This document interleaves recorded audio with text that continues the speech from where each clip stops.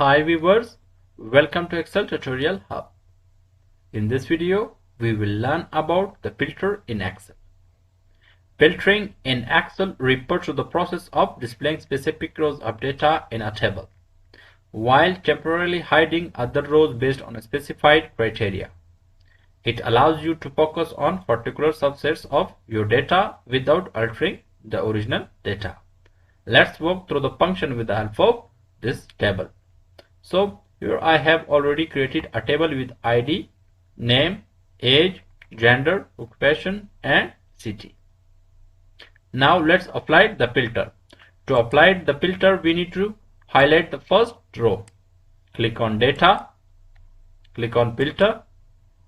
So you can see that we have applied the filter. Now let's focus on a particular data in this table. So for that we need to click here. So you can see that all the data is selected and we need to deselect them first. So for that we need to click here. Suppose we are looking for female data. So for that we need to click on female, click OK. So you can see that the Excel has filtered the female data.